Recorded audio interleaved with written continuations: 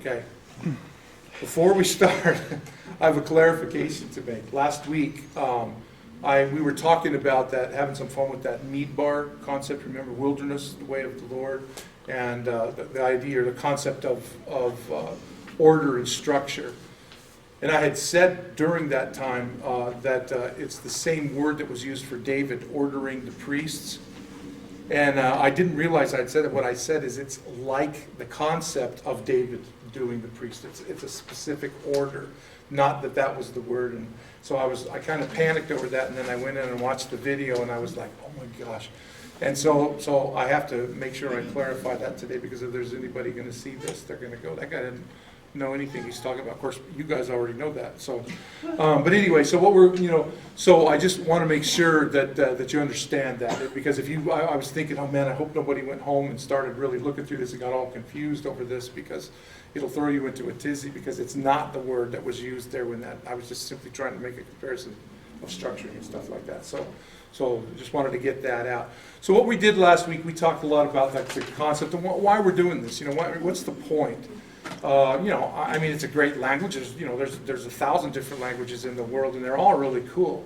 But this one, as we talked about, is very special because, we believe that this is the one that was the original language. It's the one that, we will speak probably in a purified form in the future. We will all still have our own languages, which is the whole idea behind Revelation and the multitude of languages around the throne, from tribes, tongues, and nations, and all that thing.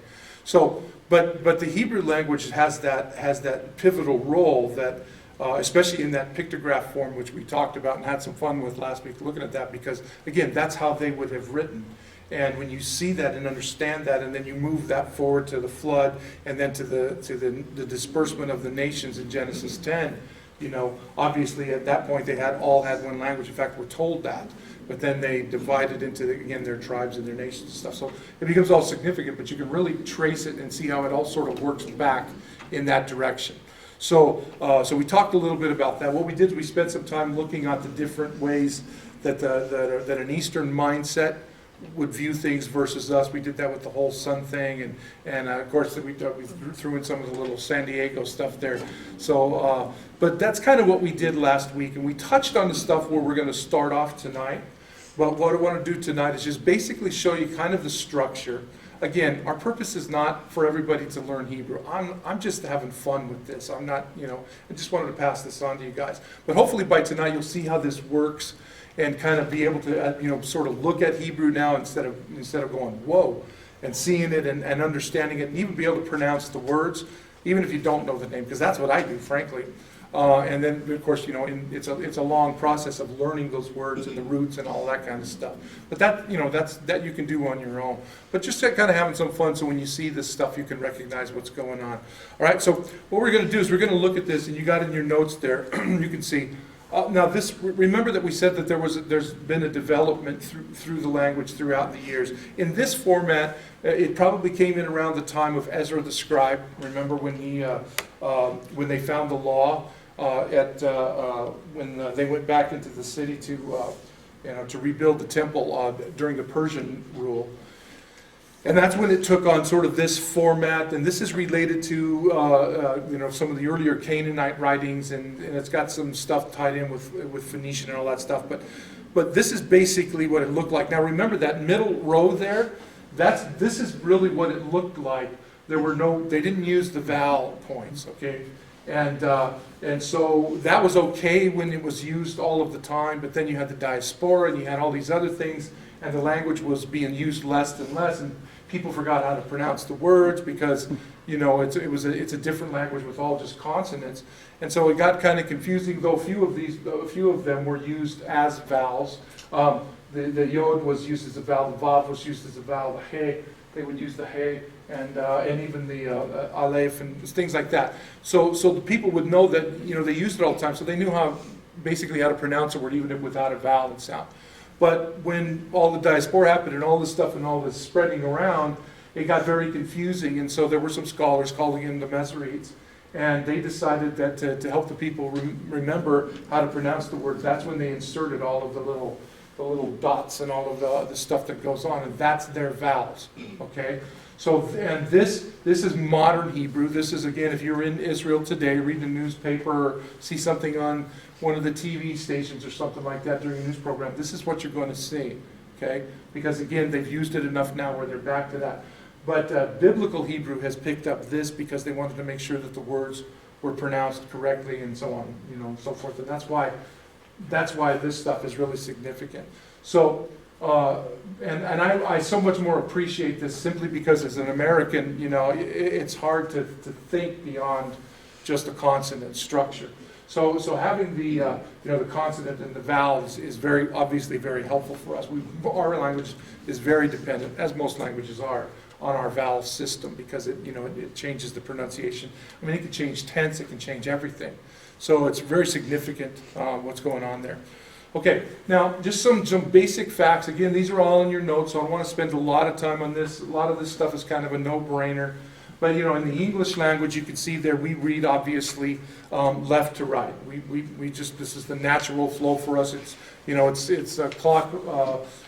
clockwise. It's the whole thing that goes on. In our language, we have 21 consonants. Okay. Now this is variable because you have sometimes Y and sometimes whatever for our vowels. But typically, this is the way we view it. 21 consonants, 5 vowels. So ours is made up of obviously 26 letters, and the consonants and vowels are used sequentially. So in other words, they're placed side by side.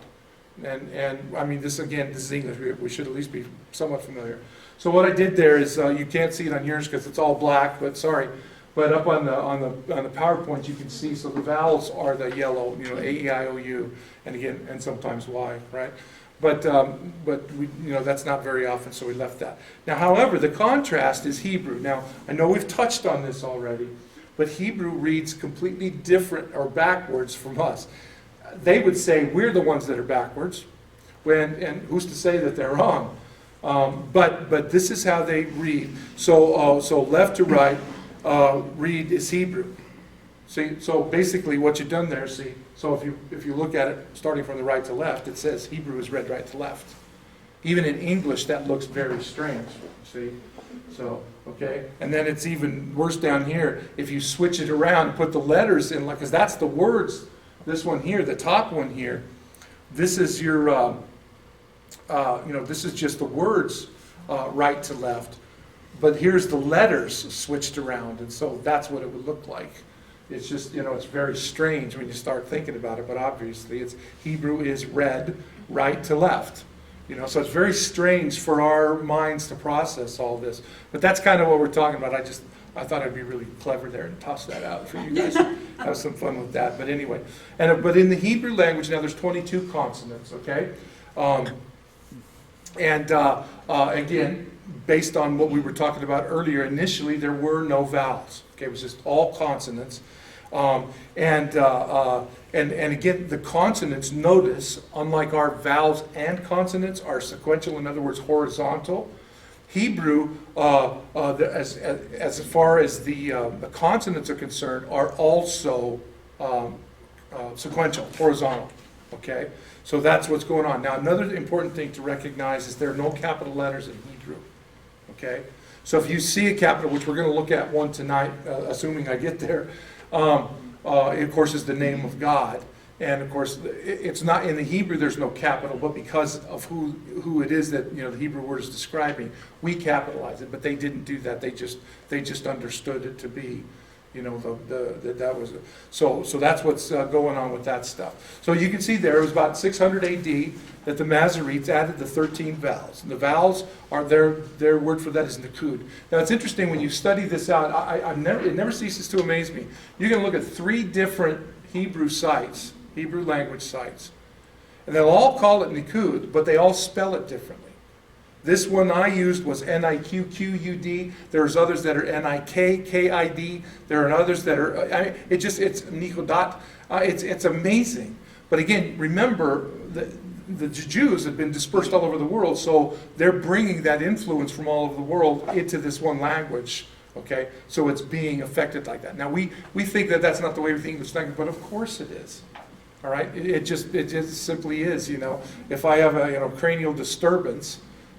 What is a cranial disturbance? Well, we know the cranium is Latin and it means head. I got a headache. There's a problem going on there, right? So that's the idea. So we just naturally flow with some of these things, you know. Well, he's a gynecologist. Well, what are we saying? Well, we're using a Latin I'm using a Latin word that is used to describe somebody who is a doctor to ladies, okay?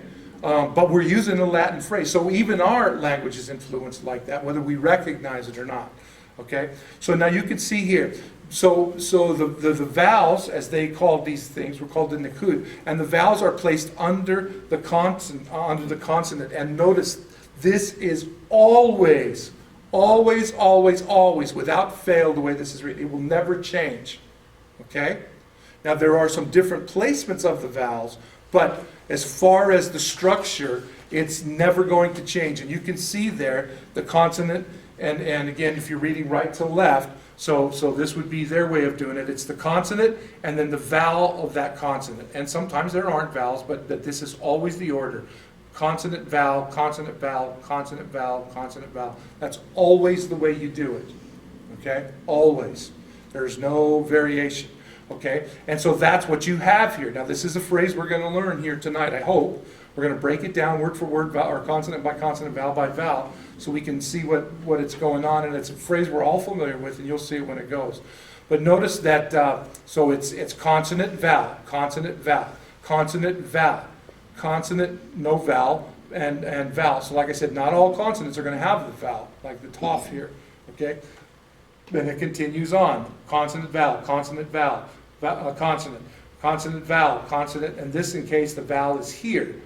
Because the vowel could be either above, below, whoops, come here, above, below, and sometimes they'll even put it into the middle here, okay? But it never interrupts the consonants, because to them that's the words, and they didn't want to, insert anything into God's word. That's why they're put above, below, and sometimes right, tucked in or something like that. But that's what's going on. So the number of vowels will always equal the number of syllables. Okay? Like I said, it's been so many years since I've looked at the English language, I was like, what syllables? I just totally drew a blank on it. It was amazing. But what I did is I finally figured out it's like, oh, stupid. Oh, there's two syllables. Okay, oh, so there's, stu, so there's one vowel, id, stupid. That's a two vowel word. It's got, but that's Hebrew is always that way. So the number of vowels will tell you how to break the word up.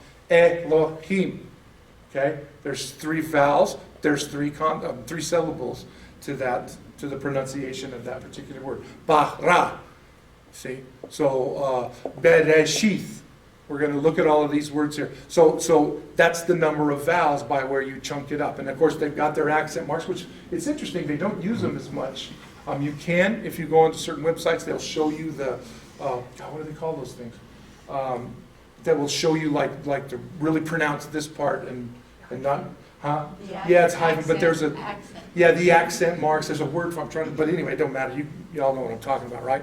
But for the most part, you just kind of go, the natural flow, to me at least, the natural flow of the word that you're studying sort of lends itself to that.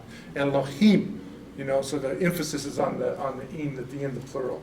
And some would say, well, no, it should be on Elohim. And, but there's a natural flow to it. Even if I'm wrong, it just feels natural to me. In fact, when I'm talking with some of these guys, when I was in the Hebrew class, I would say certain things, and let's see, like I used to pronounce for years and years, just because I thought it sounded really cool, Elohim, kind of a chim, right?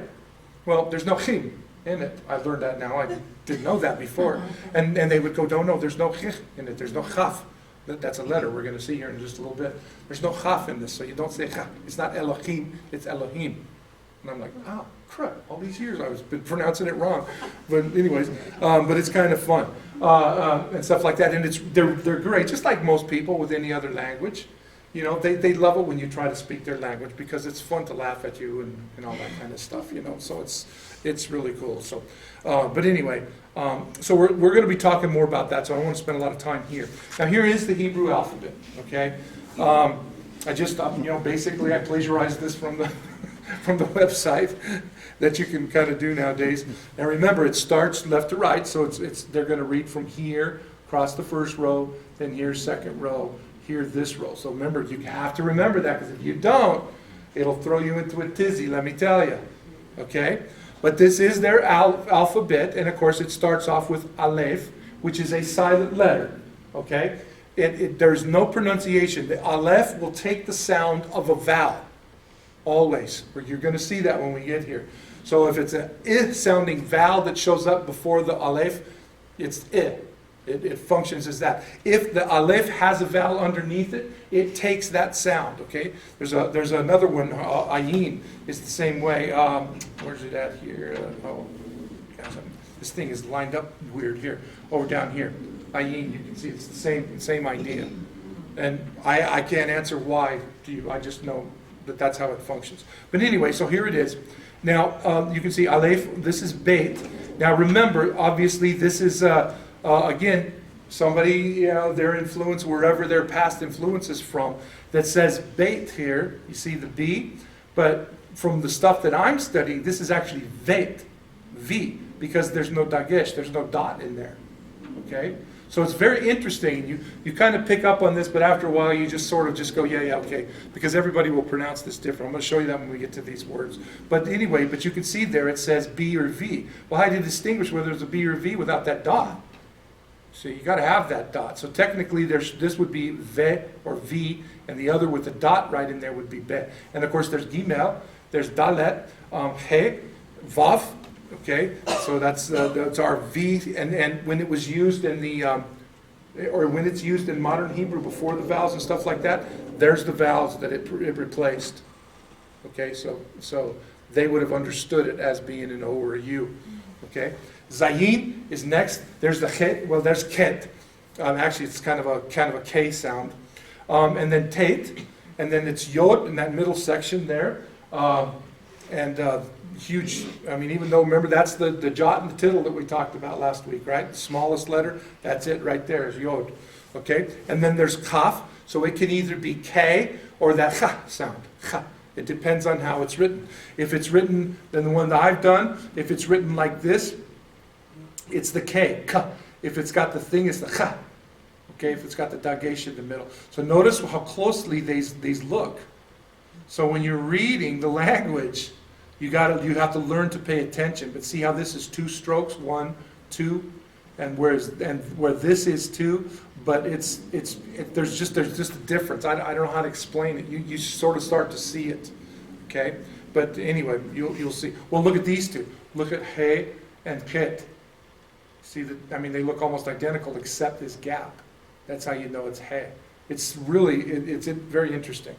Okay, but anyway, there you can see that. So it's yod kaf, and then there are 5 of their letters that end words.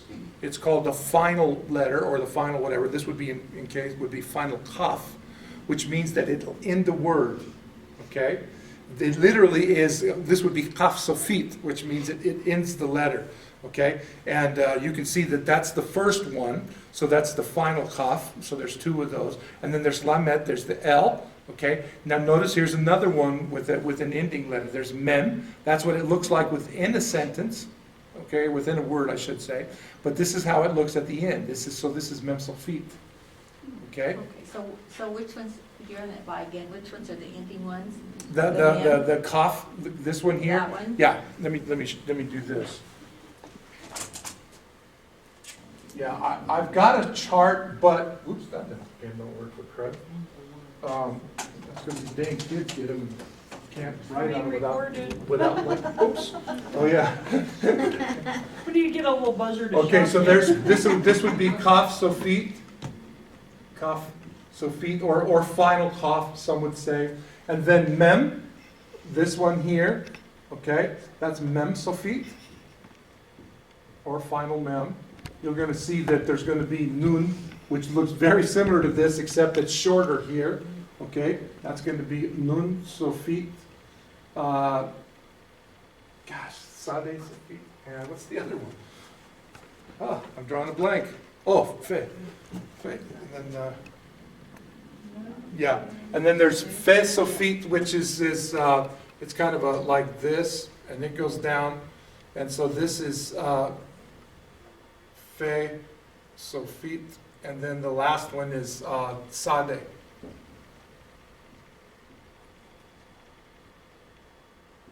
Okay, and I'm drawing a blank here on how to write that one. Oh yeah, it's kind of a Y-looking thing. Okay, and it looks like that. Okay. Now you can see again, see how I spelled it because that's the group that I took, Sade. Notice they're doing TZ here. See, it all depends. So at first I was so frustrated by this, and then I figured, you know what, I'm not going to worry about it. You know, because I read a thing and said, well, this is why that happens, and so on and so forth. So, but anyway, so you can go through these. So there's Nun, and then Nun Sofit, there's Samech, the S, which is very interesting. It really looks just reversed in the Greek for an S that's in the letter. Because in the Greek, there's an S when it's in a word, inside of a word, the Greek S looks like, wow, slow down. It looks like this, but at the end, it looks like ours. Okay? So even Greek has that one letter, but it's just that's a mess, but it's reversed. Obviously, it's Hebrew. Okay? And then you have ayin, that's that other letter. And then there's that pei. Okay? Now again, depending on whether there's a dot in the center, if there's a dot, it's which is it? Pei has the dot.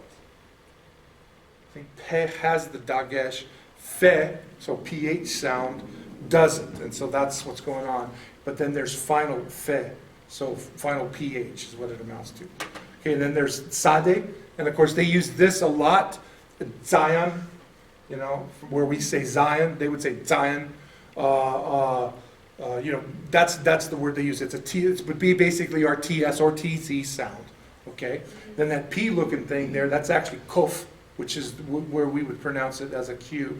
Resh. Now again, notice the resh looks an awful lot like dalet, dalet. Okay, but oh come on now. But notice the dalet is 2 strokes, the resh is 1. Okay, that's how you can tell, and it's typically more rounded. In fact, when I write it that way just so I personally recognize it.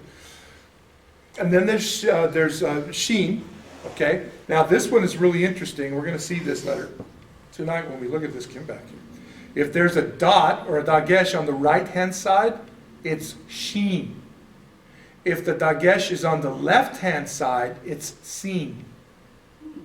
Okay, so you got to watch which pronunciation, and you'll see that tonight because we're going to be looking at a word that has this in it. Okay, and then of course the last letter is taf. Okay. So their whole alphabet, Aleph, Taf, is the whole alphabet. Now that's going to come into play here in just a little bit, but right now. So again, our purpose is not to do this. You have it now. You can go on the web, like I said, and check it out and stuff like that. But you know, there's no reason for us to spend the time for you guys to memorize these things.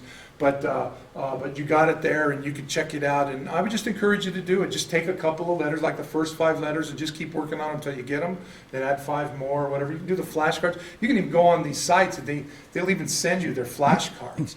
I mean, they love that people are interested in Hebrew. It's really cool to see. They're really excited about it. You can go on. You can get a teacher to actually talk to and communicate with. And I mean, you know, with what you call that? What do you call it? Skype. Actually Skype with a Hebrew teacher in Israel. How cool is that? But anyway, so you can do all kinds of stuff because you know they're really, you know, they're really very excited about it, and they should be, you know, for a lot of different reasons. But anyway, so now just real quick, like I did find this today, but this is the vowels. Okay. So you can see here. I don't know why they set it up in this order because I would have, you know, being an American. Oh, well, if you're going to set up the vowels, and every time I did, I set up my own charts and stuff like that, I follow the A-E-I-O-U thing. It's just, you know, I'm a gringo. It makes sense. So that's what I do. But it's interesting that they started here.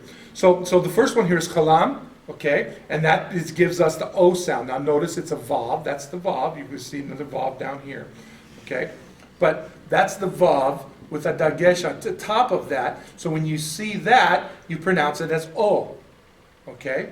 That's important. You're going to see this again, all right?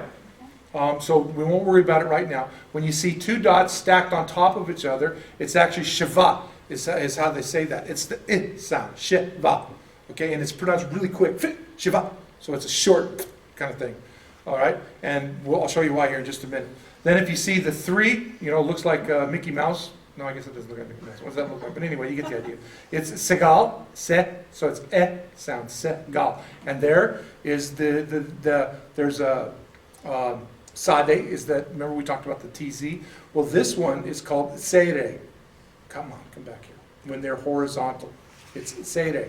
And it can be, sometimes they'll spell it as a Y in a word, like he, well, whatever. Well, you'll see it here in just a few minutes. Sometimes they pronounce it or use it in the EI, like 8 sound, and sometimes the EY, like they. So just again, it depends on who you're reading, and they'll translate that Hebrew word, and depending on their background and their influence and who they were taught by, and so on and so forth, you'll see all these different spellings, and and again, don't worry about it, because they're all saying the same thing. It's all the A sound. What do they use to write it? Like if they're writing a note, I mean, it seems like a pencil would be very hard to use. I don't know. The same thing. You It need looks like like it's a one of those razor and calligraphy. Sharpies. Yeah. That's what I was Yeah, thinking. I mean, I use my regular pen. Sometimes I'll use my pencil and stuff too. I don't know, but you know, but what I do find, and it's interesting because I think it goes along with what you're saying. When I'm writing out certain things or something just by hand, just practicing, you know, because obviously I don't have this down very well, but I find that I make the letters big. And I think it's because of those dots. And I'll tell you, if you go to a site and it's there and they're showing you the Hebrew with these dots and it's like the font is like 10, you're just like going, oh, it's like, whoa, I can't see that thing, man. It's really interesting that they do that. Now notice that the next two, the single line, and this looks like a, you know, from a blueprint toilet. But one is patak and one is kamatz, but they're both pronounced ah. I don't know why. I have no idea why. And nobody's explained it on the sites. Why have 2? I don't know. Both with the same pronunciation. Well, it's the A as in father, or it's the A as in aqua. And then you go to the kamatz and it's like, well, it's the A as in father and the A as in aqua. It's like, so in other words, they're the same. So these guys in 600 AD, why couldn't they come up with something else? Now what, to this point, and I'll only qualify this to this point in my studies on this, I don't see anywhere in this language to this point. There's probably something out there I'm just not aware of yet. But at this point, there is no a. I haven't found an a. Okay? And I've, you know, in my transliteration, taking a Hebrew word that I couldn't read, but reading the transliteration in English or something like that, I would sometimes pronounce it as a. Okay? So, let's see, the one that always pops to my mind, because Marie gets really irritated, not irritated, it's not the right word, but she gets frustrated with me because there was these books and it had this character and she was called Hadassah. This was her name. And Marie kept saying, no, it's Hadassah. It's Hadassah. I said, there's no a in Hebrew. It's Hadassah. Well, that's Hadassah. So anyway, so that's where it comes down to that stuff. And like for me, it's not Baal, it's Baal. Like, you know, the Babylonian god.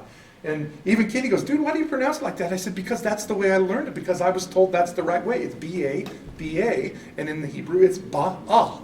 It's Baal. Okay? But I get, you know, people give me a hard time all the time. It's okay. I have big shoulders. But anyway, but that's your basic ones. Now, these are what they call kataf. So what I like about that is it sounds just like what they are. Anytime you see, notice it's the same vowel. Here's the 3 with the 3, but it's got the shiva with it. Here's a patak, but it's got the shiva. Here's a kametz, but it's got the. What that means is this is very short. Okay, so kataf means cut off. So instead of saying with this one here, instead of saying he would say eh. Okay, it's out there. Boom, there it is. Back. Like when we're going to look at the word Elohim, it's not Elohim, it's Elohim. See? I still want to do the chim thing. I did it for so many years. But that's what's going on here, because you notice these are the same. There's your sagal, there's your patak, there's your kamatz. Okay, now when you get the vav, notice this with the dagesh at the top. Here, notice it's right in here, but it's not interfering with the next letter. That's why they were able to do that. But when you see the vav with that one, you pronounce u, so it's the long u sound. Okay? When you see the 3 like this, at an angle, that way it's the it's kibbutz. Kibbutz, kibbutz. Okay, this is Sharuch, Sharuch. It's really cool to hear them pronounce these words. It's really cool. I don't say it right, but it's Sharuch. They go, and I'm just like, that sounds so cool. I want to record that. Just record it. Say it again. It's just really cool when they pronounce it. I love this. I always have. Even before I was a Christian, I just thought the Hebrew language had this sound that no one else had. And I just loved it. Had no idea what it was, but I just liked it. And then of course we get the single dot. It's the long E, the shirik. That's how they would say that. So it's the E sound, even though it's an I. Okay, we're gonna get to some of that. So there you've got the consonants and the vowels. Okay. Now, one last point before we move on, because this is going to be important. So it does not matter any letter. This can be anything. Okay.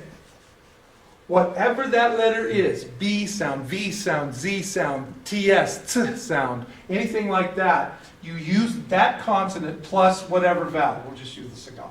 Okay? That's what you do.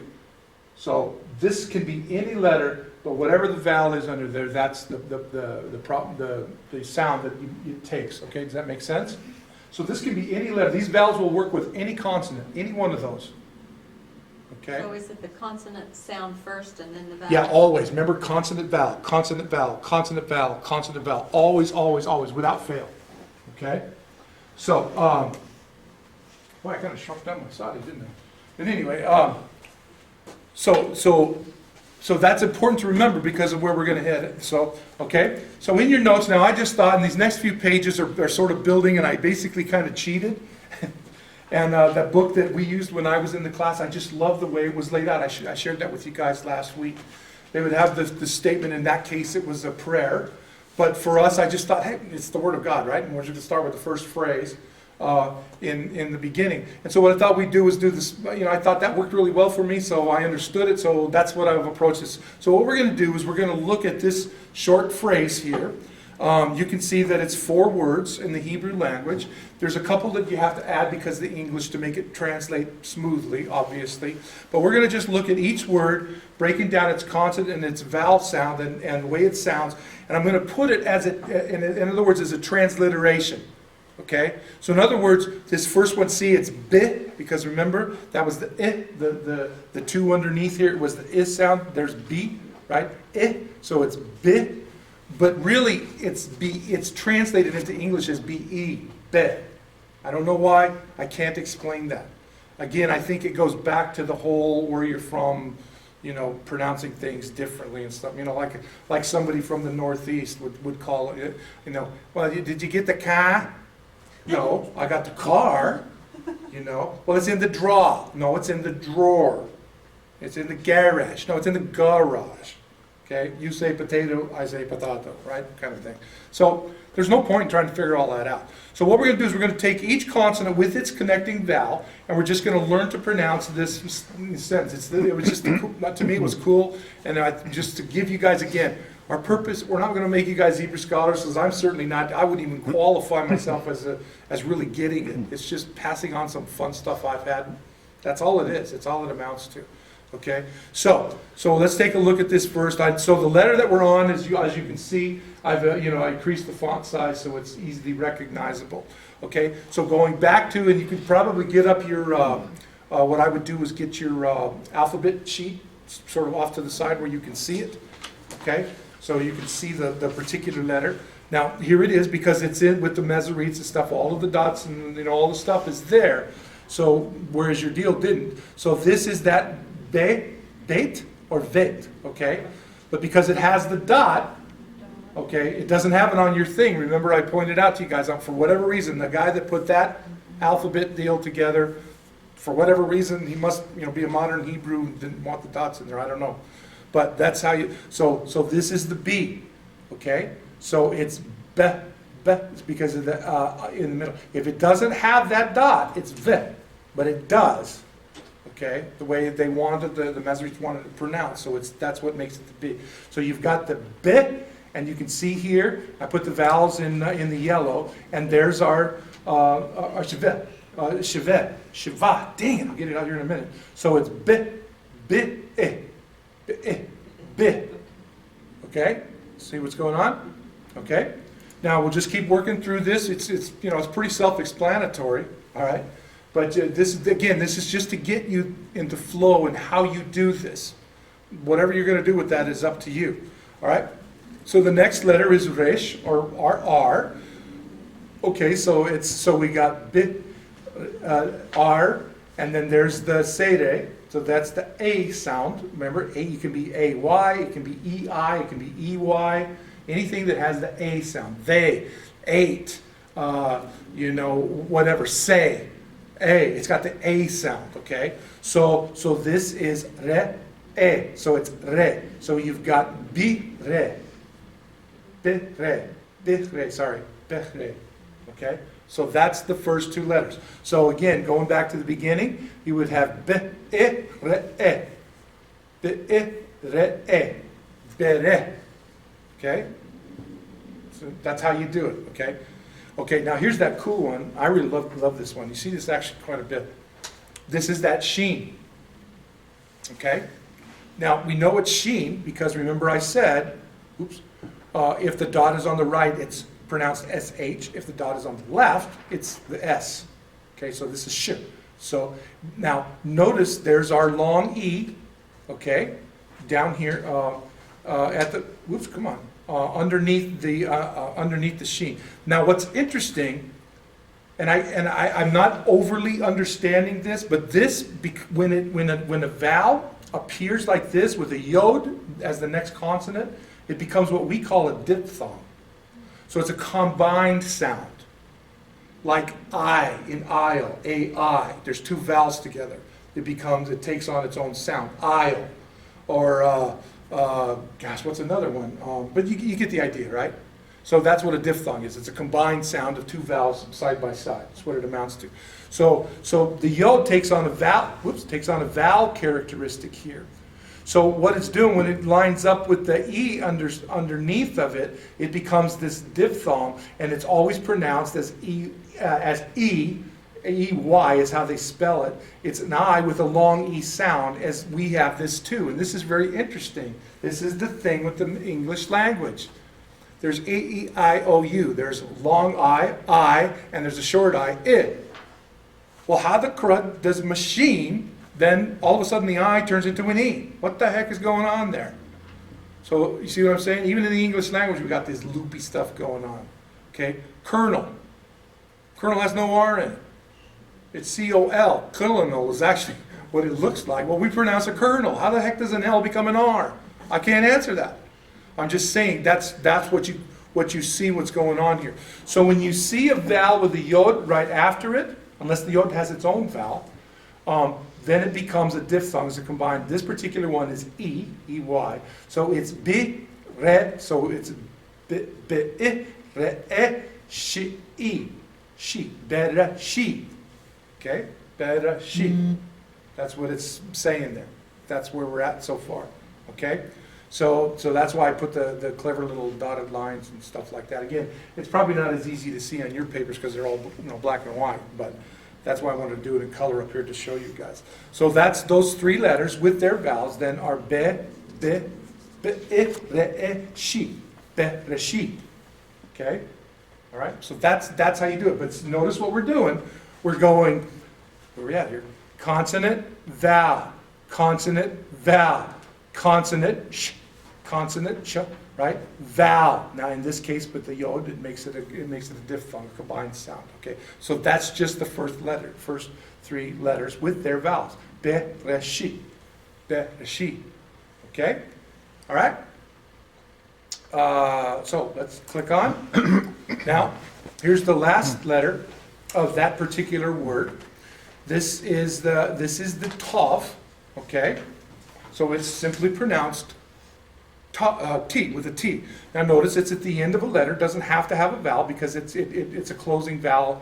What do they call it? Or an open vowel? Closing vowel. I think it's closing consonant, I mean. So it doesn't need a vowel. It's just telling you that the word ends with a T sound. Okay? Now if you look at your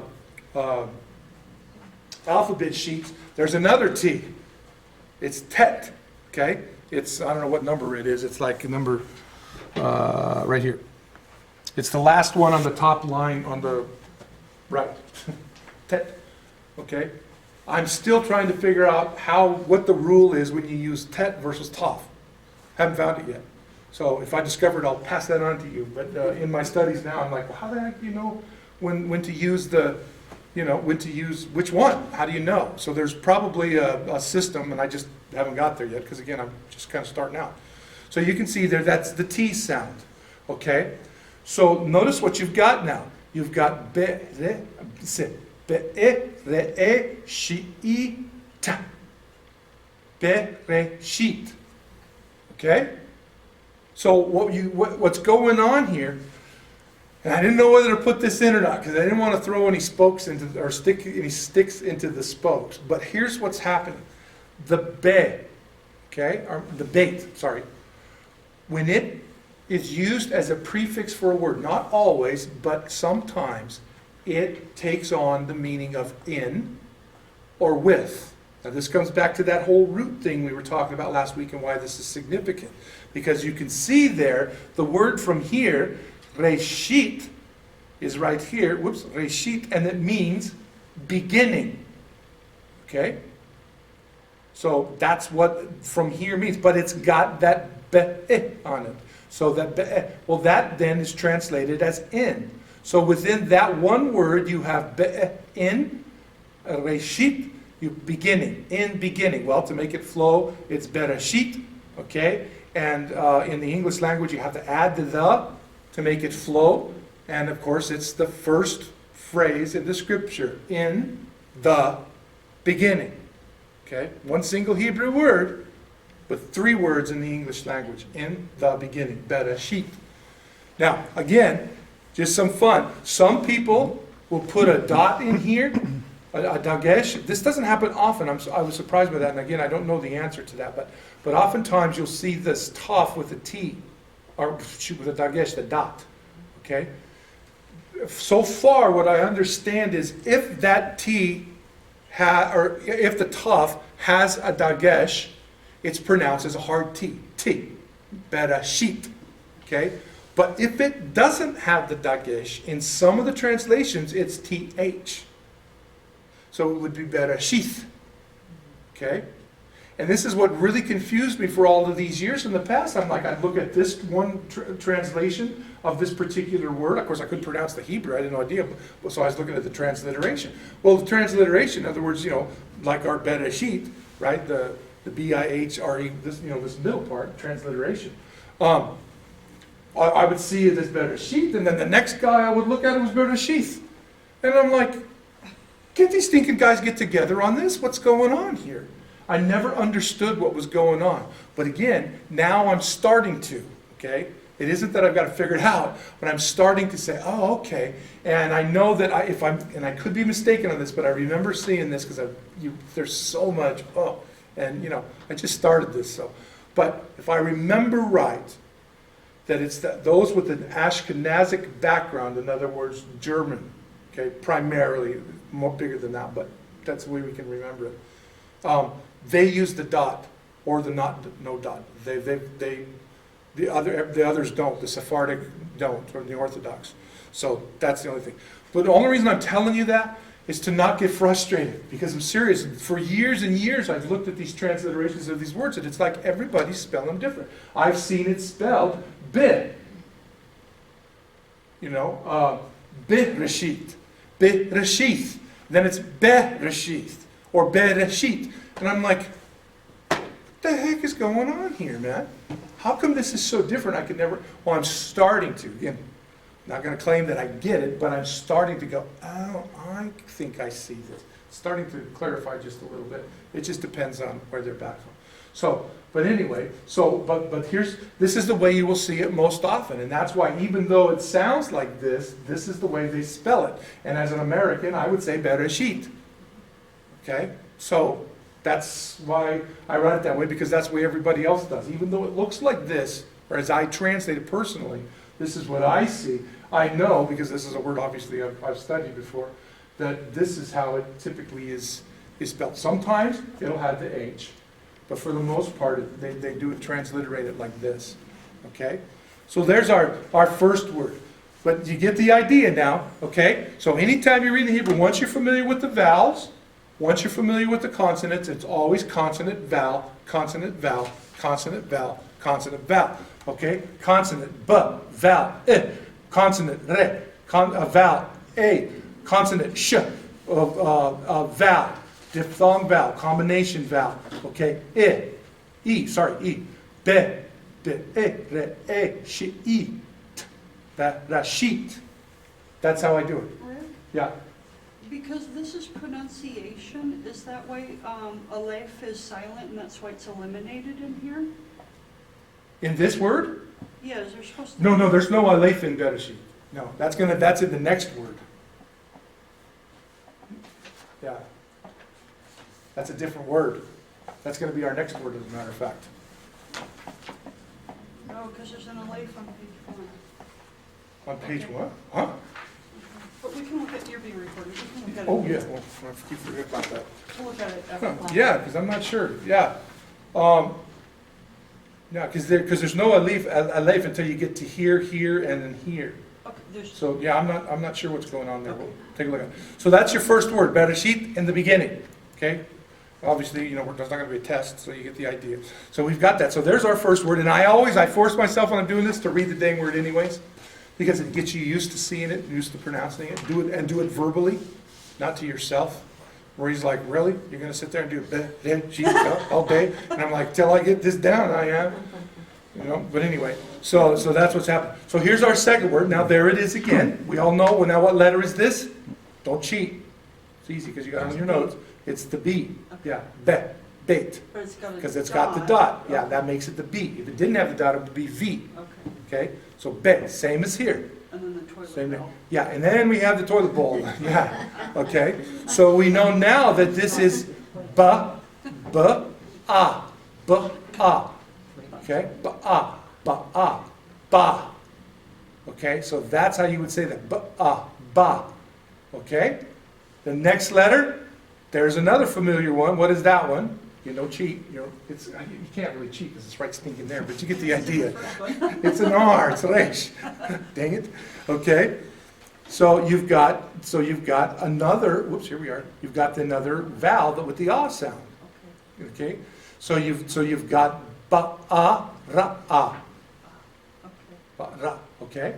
So that's what you've got. So you've got ba ra. Okay. In those two letters, ba ra. So you've got be re she ba ra. Okay. So you've got that's how you would say it to this point. But there's another letter, and here's where the aleph comes in. Okay, because that is part of the word. Notice though, it's silent. Because it's silent and it has no vowel underneath it, like this one does. This one does. So this one's going to take the sound of the vowel that's directly associated with. This one is going to take the sound of the last vowel, ah. So, okay, so it's going to take the sound of the preceding vowel, ah. So it is bahra. Okay, so again, that's how you literally translate it.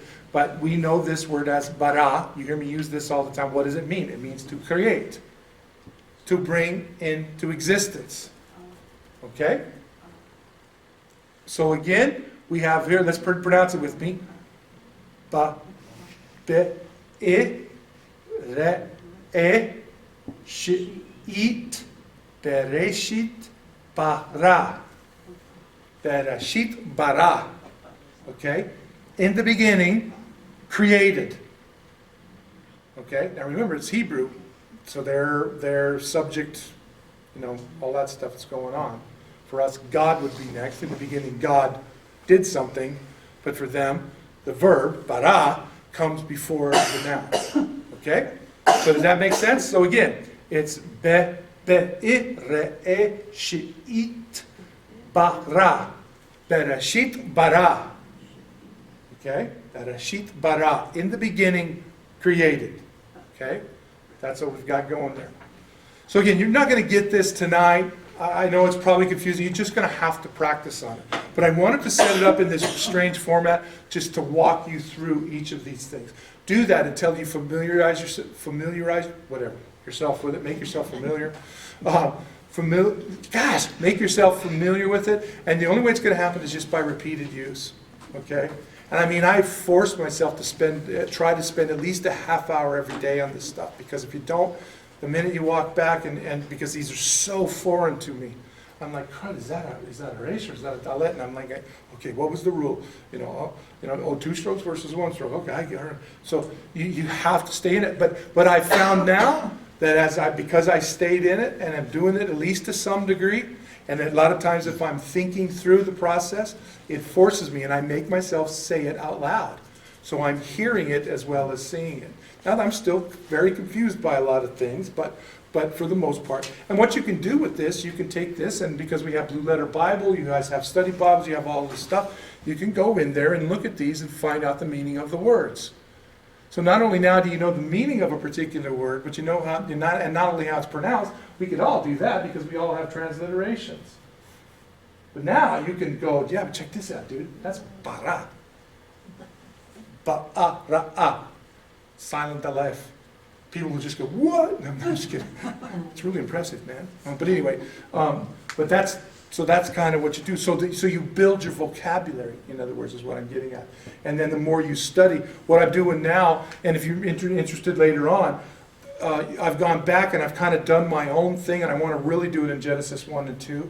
But I'm working through each of these things using these words and then giving the definition right under the word. Because if you look in a good one, it'll have this, then it'll have Strong's number. So you got to read this, you read the transliteration, and then it'll give you a number. And it'll say a basic meaning, but it'll give you a number in Strong's or whatever it is you're using. Then now you got to go to a different resource to bring it all. So I'm just doing it all in one. And I'm learning now the prefixes, the suffixes, the vowels, the verbs and all of that stuff. So in my own thing, I'm like the verbs are a specific color, the prefixes are a specific color as I read it, so I can start familiarizing myself with that, and it's really starting to make sense. Is there punctuation? No. They will have an occasional, like, I have seen, like, the site that I'm using this from, at the end, for a period, they have like this. What do you call it? A colon. Yeah, right. So they have that as their period, which I thought was interesting, but I guess that doesn't confuse it with this. Oops, with this or this, because it's right straight and just like that, just periods here. So I guess that, in a sense, it makes sense actually. Okay. So since Hebrew is God's word and God's word is eternal, does Hebrew have a tense? Oh yeah. Oh It yeah. does really? Yeah, you get Oh. into verbs and you get into all that stuff, and oh man, it's woo. You think it wouldn't if it's like always? Yeah, well, yeah, but it's because it's communicating to human beings who are within a time frame. Okay. It has to have, there's only a past and a present in them. There's not a past and a future. Well, anyway, whatever it was. We talked about that before. I just remember what it was. But so whereas we have past, present, and future. Yeah, you So said it was like behind and Yeah, before and behind that was it. behind and in front. Okay. Yeah, is basically how they look at it. Okay. So that's the first two words. So we're moving right along. Now this is the one I love, and I've heard this word, never been able to read it. So I'm so grateful now that I can actually go, oh, that's how cool is that? So here we go. So the first letter, now here's our aleph again, a silent letter, okay, but it has its own vowels. So rather than the one in bara, the aleph here, and it picking up its sound from the previous vowel, this one has its own vowel, so it automatically, that aleph takes whatever vowel sound is underneath of it, directly underneath of it. This is segal, right? But remember, and don't worry about this, because I'm not even worried about these yet. I just know how it works now. But for a long time, in fact, my teacher said, don't even worry about the two things. Just ignore them. Just pronounce the vowel. Because later, as you get to know the language, it'll become automatic, and then you'll recognize it. She was right, because here I am. I get it now. But basically, this is what we're looking at, the three. Okay? So it's it's the sound. So it's aleph, which is silent. So this takes on the vowel sound, so it takes the sound of So that is Okay? Make sense? Okay? Next is the letter L, or lamed, okay? So, but notice it's got its vowel. Remember what we saw when this dagesh is to the top of any of these things. It's that O, the long O sound. So this would be la-o, lo. So combining this with la o, we have lo. This is where I was wrong, saying lo. There's no lo. There's no there. So it's just lo. La o. Lo. Okay, lo. So and that's how I would literally translate it, but here's how they translate it. El, and of course El is God. Okay? But obviously there's more letters to go, so we've got some more to take a look at. Yes? It's a little confusing to me with that dot up there at the top, because the last one of these vowels down here says an E sound. Huh? The E sound down here. Yeah, it's called M. Yeah, Oh, at the I top. see. It's at the top. I had Yeah. draw a line down. Yeah, see, but you see, you're starting to, Oh, I did I the same see. thing. Yeah. Oh, I see. see, that's really good because you're starting to, that's how I learned this, was questioning, wait a sneaking second, that dot was over here last time, why's it over there? But it causes you to start recognizing, oh, there's a dot up at the top, that makes it a long O sound. Oh, You finally figure that out, oh, I see. okay? Oh. Oh, oh, it's an O. Yeah. You're so clever, Carolyn. Okay, so it's lo, okay, or el, okay. That's where we get the term God. Now here we go again, okay. You know what did I do? I messed up here. I did. Let me check the next slide. There it is. That one slide shouldn't be in there. This is what I was looking for. I thought I deleted that dang thing. This is the slide. I can't tell you what number it is. But that's the one you want to find right there. It's another diphthong. See the two lines? Well, the one dotted? That's one slide shouldn't be in there. Because I messed up. Said, oh, dude, you can't do that. You got to recollect. And so it is. Okay. See it? Okay. So I would X out those others so they don't throw you into a tizzy. Both of them? Yeah. We just went. Yeah, because what I was doing is I was duplicating the slide and then making the adjustments for each word, and I forgot to delete that one out. That's what happened. Okay. Oh. Okay, so here you go.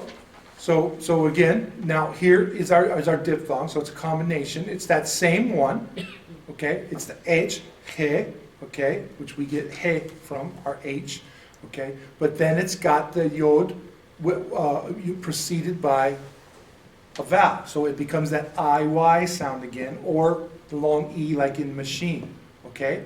So now you've got he. Even though it's got a Y, it makes the he sound, okay? So now look at what we've got. We've got lo, he. Lo, he. Okay, see it? So you pronounce it again. Remember, always do this. Notice what I'm doing. That's what I'm trying to do with the thingy here. It's lo, he, e. Lo, he. Okay? All right? So force yourself to do it. Consonant, vowel, consonant, vowel, consonant, vowel. And when you start doing that, you'll start to see it. If you try to read it like English, you're going to get all tizzied out.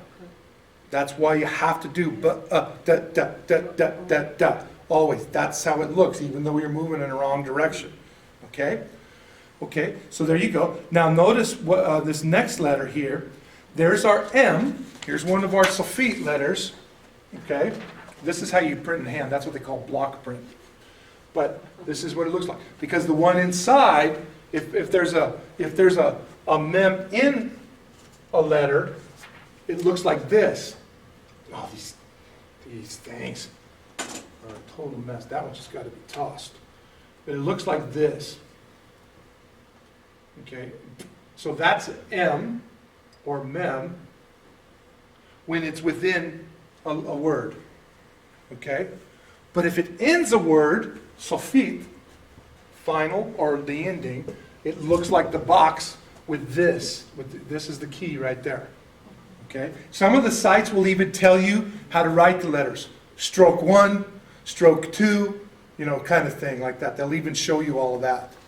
And so, and I force myself to follow it, because if you don't, you can't get them right. It's funny. Imagine that they know what they're talking about. But anyway. So this one is Sophie. Yeah, so this is mem sofit because it's at the end of the letter. So it's that square thing, handwritten. This is blocked because it's printable. But when you write it by hand, that's how they drew it, is with the square. Okay? So obviously now we have Elohim. Elohim. Again, my personal transliteration, but this is actually what it looks like. Elohim equals the triune God. Notice it's the im that makes it plural. The first two, el, okay, without the kolem, it would just be el, that is God. Okay? And God said. Well, no, that's the Elohim because it's used in the creation. But later, God would speak oftentimes, and it's a singular God. Good example of this. Remember the battle between Elijah and the prophets of Baal? Remember that? Because the word El, this here, the El says to do that El, okay, that's God. That's the strong, the mighty one, literally the put forth of power. Okay, so El. The battle between Elijah and the prophets of Baal were to determine who is El. Okay, who's the strong and mighty one? Is it Baal or is it Yahweh? Who's El? That was the struggle there. Okay? That's what that big fight was about, was to determine who is the strong and mighty one. Okay? Is it Yahweh? Of course, we know who it is, right?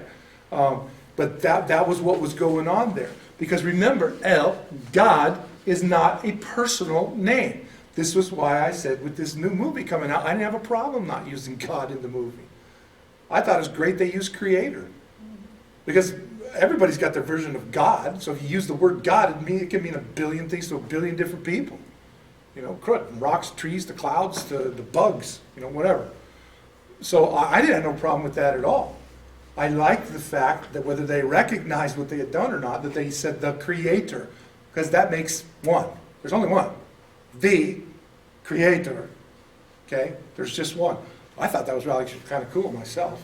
But anyway, so Elohim, but that im makes it plural. Now we talked about this in some of the earlier classes. Remember in Hebrew, there are three.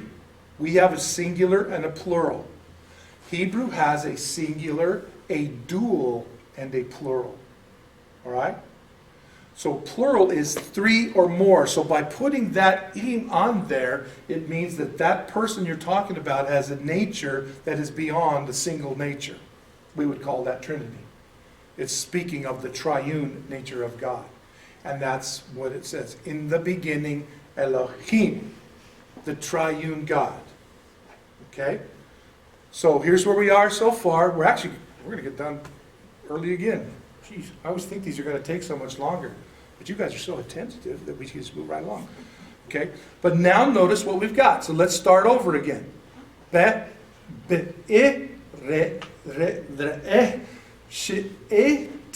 Bereshit, bara, silent, Elohim. Bereshit, bara, Elohim. Elohim. Bereshit, bara, Elohim. In the beginning, created the triune God. Whoa! That's way cool to me. You know, I mean, just in those letters, and I've said those first letters, in the beginning, God, in the beginning, God, those four English letters, I've said this a million, I'd be exaggerating if I said a million, lots of times, that those are the four most important words ever written at any time in ending language, bar none, period. Without those four words, all of the rest has no foundation. In the beginning, God, triune God. Bam! There it is. Everything else flows out of that. And that's why I wanted to pick this first phrase to break down with you guys. Because it's just not only cool to know that phrase and its significance, but to actually be able to show your friends that you can go, check this out, man. Bereshit bara Elohim. Whoa, that's just cool. There's just something about that, man.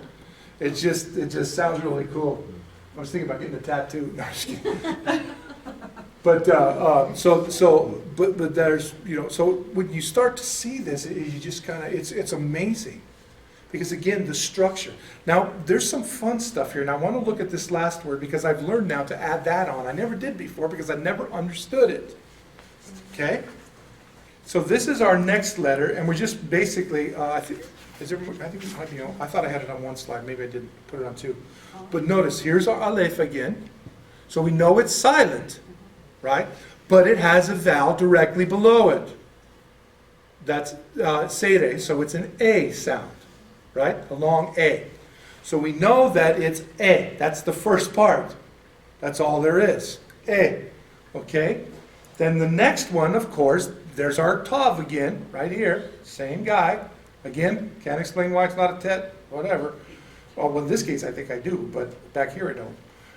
But here it is, tav, that's our T. So you would say et. Now, some guys have the three, so it'd be et. In other words, the three like this, well, the two and the one, let's do it that way. So it's the S sound. So instead of being 8, it would be et. I don't know why that, again, changed. It has to come back to that whole thing we've been talking about already. And how But do you pronounce that one? Segal? Segal? Yeah, so it's Segal. a It's the e. Remember the English sounds. Familiarize yourself with the English sound of that vowel. Okay. Once you get that, then the sharuk or the kulam or the whatever will make sense to you, or the patak or the kamatz. But if you look at that, try to determine that, just look at the thing and recognize what it symbolizes and the sound it makes, that other stuff will flow naturally. Then, or at least it did for me. Now, if it works better for you to do the whole thing, fine. I mean, obviously, there are no rules that I'm aware of. But that's what the word is now. So this is et. Okay? So Be'er-e-shi-it. Bara Elohim. Okay? 8. Bereshit bara Elohim 8. That's that extra letters. Now, why is that cool? Again, you guys have it in your thing. Aleph, obviously, by your alphabet list there, is the first letter of the Hebrew alphabet. Okay? Taf is the last letter of the Hebrew alphabet. So let's have some fun, because we could actually translate this and be completely okay with doing so. In the beginning, God, the first and last, created. That is way cool. That's precisely what Jesus said in Revelation. Except he was using Greek because it's New Testament. I am the Alpha, the first letter of the Greek alphabet. I am Alpha. It looks just like ours. I am Alpha and I am Omega. That's the beginning and the end in the Greek. But notice what he says in case there's any question. I am the Alpha and the Omega, the beginning and the end, the first and the last. In those two Hebrew letters, right where they're placed, it tells us that God, who is first and last, created.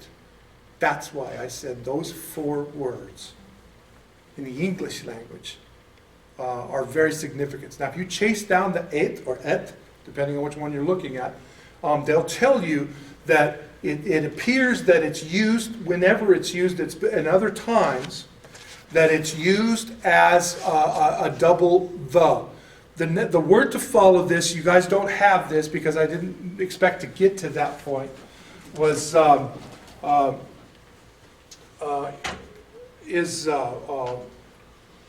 gosh, well, it's going to be this.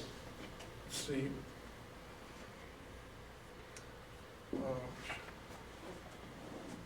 And I'm not sure I've got the vowels right, but either way.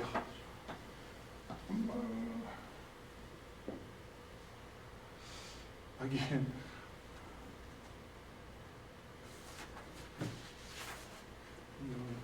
I could be slightly off on this, but anyway, you get the idea. We wouldn't Whoops. know. Yeah. All we know is those letters are not on our sheet. Yeah. Well, yeah, no, they're handwritten, but this is your, yeah. So here we go, like this, okay? So this is ha. We've learned the H, right? Ha. I'm going to write it in English style. Ha. And then, whoops.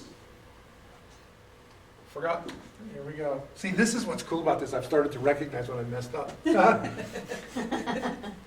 It's for this you, way. we didn't Here we get go. That makes more sense. Let's see. I'm just going to use that one.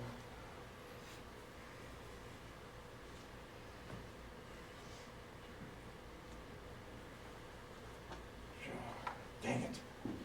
I'll have to check this out just to be sure. Don't film this. Because some of you guys going, look at that stinking loser.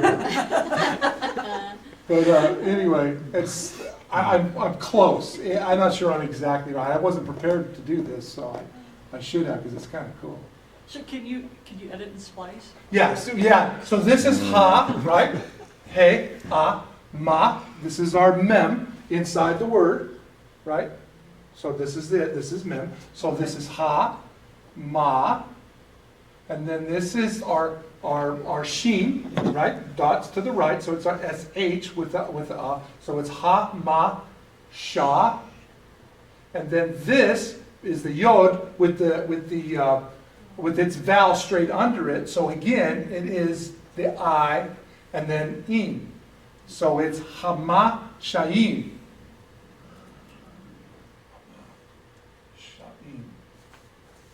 Oops, there we go. Hama sha'im. Okay? Now, the reason I'm telling you this is really significant because this, the ha, when it's in that set place, becomes a direct object. Okay? The shamayim is heavens. Okay?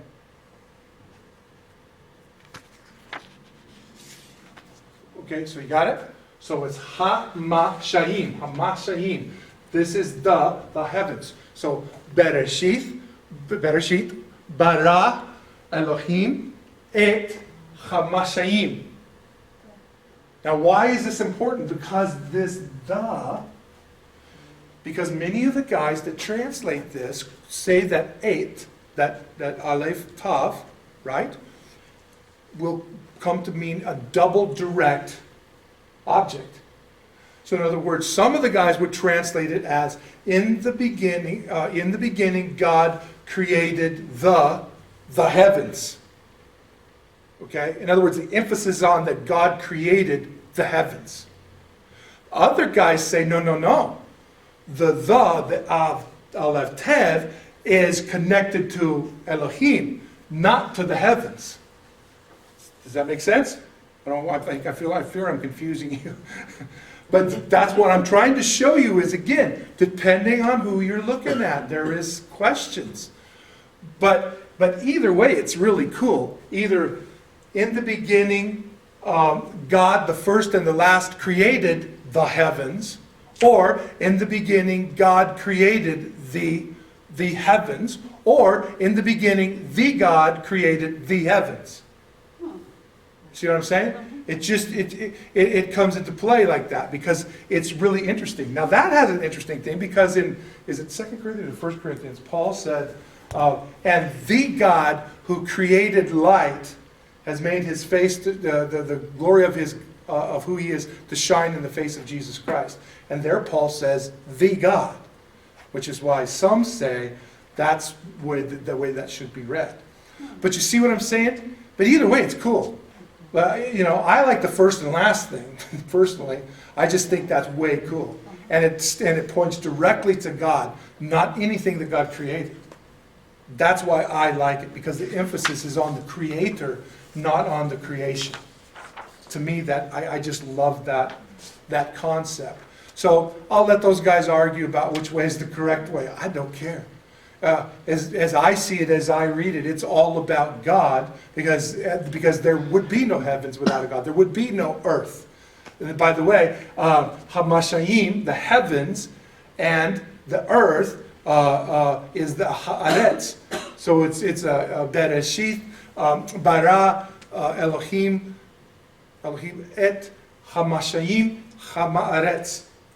In the beginning, God created the heavens, Shamayim, the heavens, and Ha-eret, the earth. You see? So, when you start to see all of this, all of a sudden this verse that we've read and we all know is way cool. I mean, how can you not look at Genesis 1:1 and go, wow, that's a cool verse, even in English. It's pretty dang sweet, right? But when you start to see this stuff, it's like it takes on a whole different level of meaning. At least it does so to me. That's been the attempt for these past couple of weeks, is just to share this stuff with you guys. To hope that, and to pray that you guys see this stuff and it will encourage you to move forward in your own time. It's going to take time. It's a whole other language. It's a whole different mindset. So don't beat yourself up, you know. I mean, but you got to stay at it. It's like anything else. If you really want to pursue this, there's all of this stuff that's out there. And when I told you I was going to give you those websites, but you guys wrote them down last week, right? No. Hebrew for Christians. Yeah, it's Hebrews for Christians is the one that I've been using. There's several. These are just the ones that I felt like I could understand. Okay, Hebrew for Christians. If you just type that in, it'll bring it up. And there's a ton of stuff on this. If you want to get into the feasts and the holy days and all of that stuff, it's really cool. I've got a ton of stuff from there. And then it's the other one is the ancient Hebrew.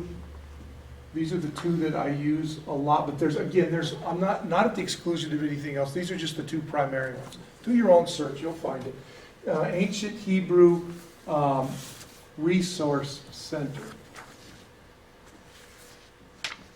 Source Center. Wow, shoot. Center. Okay? So that's the two that I use. If you just click those on, you're going to see, you know, you guys know, you're going to see a whole load of options that you can use. Just find the one that works best for you. That first one, that Hebrew for Christians, that one's really easy. Yeah, it's very easy. Out of all Yeah, of see, and I like, what's it, Jeffrey Benner, I think, for the ancient Hebrew, because I like the way he structured his.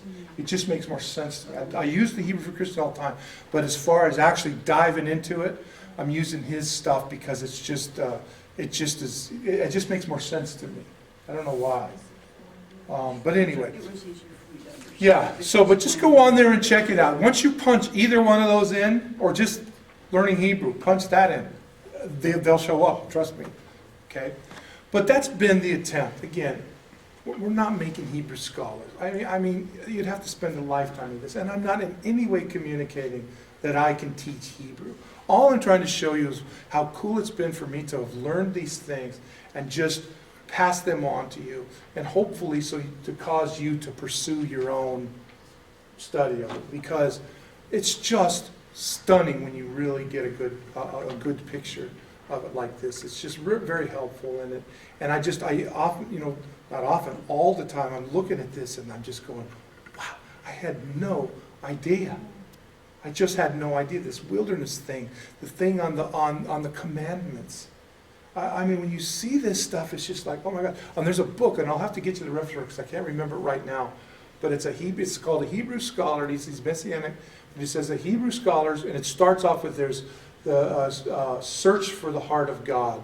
I can't remember what it is, but they're little short little books, and I'm in one now, and I can't remember. It's like 4 of them, and his name is I can't remember his last name. I can get it for you, but they're on my Kindle. I read them in the mornings. And then this one, I can't remember which one. I think it's a search for the heart of God. He's breaking all these words down, and it's done devotionally. So day 1, there's this word. He gives you the verse. Then he talks about how that flows. And I'm reading this, and I'm just going, oh my gosh. Can you get those to us? Yeah, I'll find the names. Tomorrow's Wednesday night, can you bring Yeah, them? I'll try to remember to get them. But yeah, I'll try. But yeah, because I mean, it's really cool. And you can just go in there and read it and stuff. And it's truly amazing because it just opens up. And we're always so sure as Americans we have everything figured out, don't we? And we always do. Well, 10 Commandments, here's the 10 Commandments. And God said, you'll do these commandments or else. Well, it doesn't mean that at all. It means direction, guidance. Well, that changes everything. That just changes everything on how you view it, you know. So anyway, so there you go. So hopefully this is just, again, wet your whistle just a little bit. I'm having a blast with it, want to continue to do so. I've created my own book, it's my Hebrew folder, and I'm just burning all these copies off these guys, and they let you do it, so I'm assuming it's legal. Do they have a Hebrews for Dummies? They probably do, I never thought of that. Maybe Hebrew for children. Yeah, that's definitely the one I could use. That's probably Yeah. be why. So anyway, again, so thanks for hanging out for a couple of weeks. It's just fun. I'm going to continue to do this, and whenever the Lord permits, I'm going to try to use these things and to bring in some more, just some more that to help understand, from when I'm teaching or just sharing with people. It's just been a total blessed journey for me, and I can't wait to see where it goes from here. Okay? All right. Well, let's pray.